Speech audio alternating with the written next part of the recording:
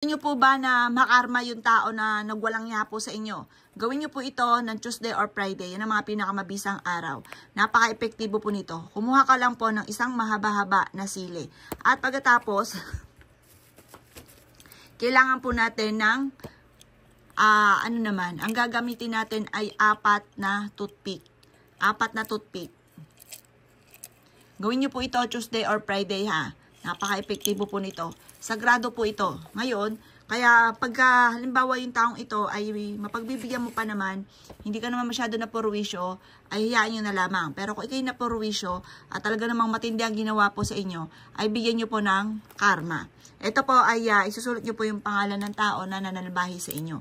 Dito, name. Basta yung tunay na pangalan po niya. Pero kung hindi nyo naman kakilala talaga po siya, at parang lagi ka na lang po niya talagang sinasalbahe, pero hindi nyo siya talaga lubos na kakilala, hindi nyo alam din ang tunay niyang pangalan, sulat nyo nandito yung taong nananalbahi sa akin para pangkalahatan na rin po siya. At pagkatapos po niyan, ilagay nyo po itong toothpick, ito pong sili po natin na mahaba. At pagkatapos mga boss, ito po, ang gagawin po ninyo, tutusukin nyo po siya, habang tinutusok nyo siya, paulit-ulit ka na nagwi-wish sa kanya. Gumamit tayo ng 4 or kaya po ay 2. May mga ibig sabihin ang mga bilang po niyan mga bossing. Ito ang ating gagamitin. Basta kung hindi 4, 2 toothpick. At habang ito po ay tinutusok-tusok po ninyo at binabanggit nyo ang kanyang pangalan, sinasabi nyo po na layuan na kayo ng taong ito at huwag ka na muling purwisyohin pa.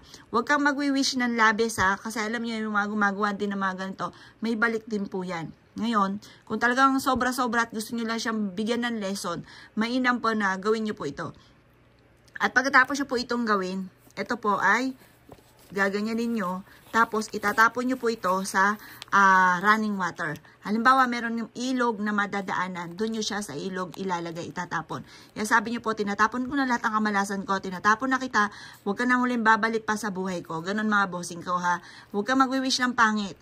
Pwede kang mag-wish pero huwag, kasi masama din po yun. Masama yung mga gumagawa ng mga matitindihan. Yung mga ganito lang, para lang layuan lang kayo, para hindi na po ikaw puro wishyuhin pa. Subukan nyo po ito, Tuesday at Friday lang paggawa ng ganito, at sa umaga lang tayo gagawa. Kasi hindi naman tayo gumagamit ng black magic at may balik po yan. At ganoon din po sa hapon, huwag kang gagawa ng sa hapon. Pero na lang kapag ka full moon. Pag hindi naman full moon, huwag kang gagawa ng hapon. Negative po yun mga bossing. Dito po ay para lamang po may protection po tayo at layuan tayo ng mga toxic sa buhay po natin.